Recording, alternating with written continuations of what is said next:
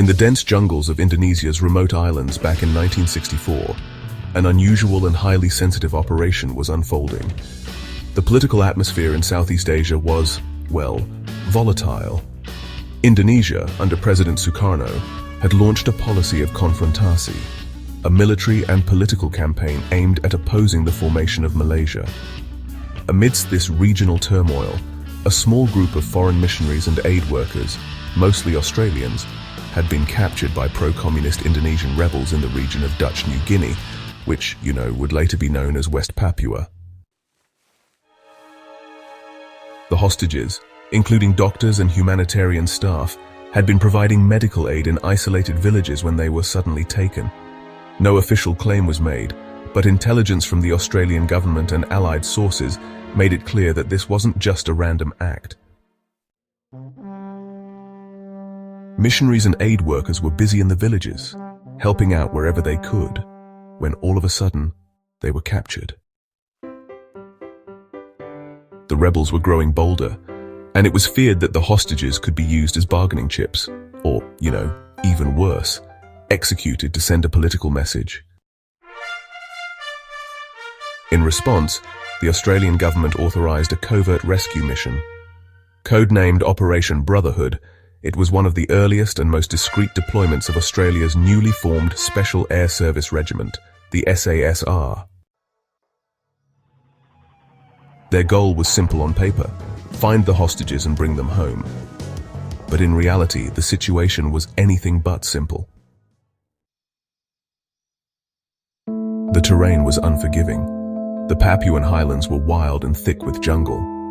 Every step could alert rebel scouts. The SAS team inserted covertly, guided by limited intelligence and relying on local contacts who were sympathetic to the Australians. The team moved silently, carrying light gear and concealed weapons, avoiding detection at all costs. They couldn't risk a firefight. It would endanger the hostages and expose Australian involvement in a politically explosive region. Tracking the rebels required patience, endurance, and, some pretty sharp instincts. The SASR soldiers pressed on, carefully tracking through the dense jungle step by step.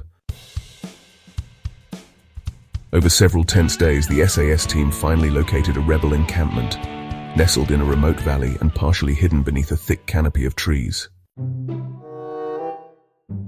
Through careful reconnaissance, they confirmed that the hostages were alive, but the camp was guarded and fortified. A direct assault would be risky.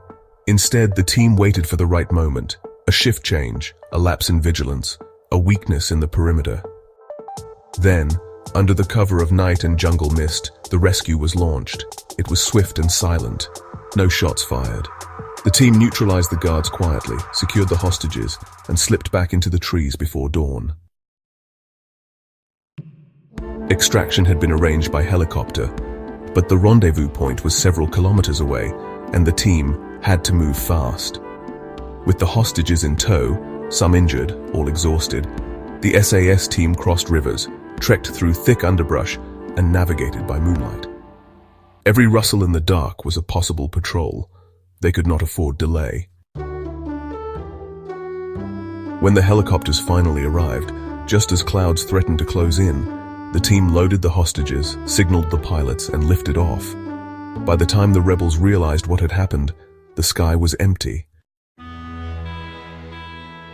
Back in Australia, there were no public headlines. The operation was never officially acknowledged in detail. Even as days passed, the newspapers held no mention of the operation, just silence really, as if it had never happened at all. The government kept the mission quiet, partly to avoid inflaming diplomatic tensions with Indonesia.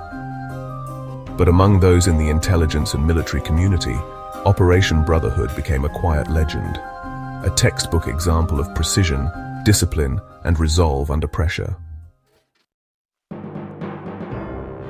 The mission proved the capabilities of the Australian SAS at a time when the region was entering a dangerous new chapter of Cold War rivalry. It also showed that even in the most remote corners of the world, well-trained and determined soldiers could make a difference. not for conquest, but for life.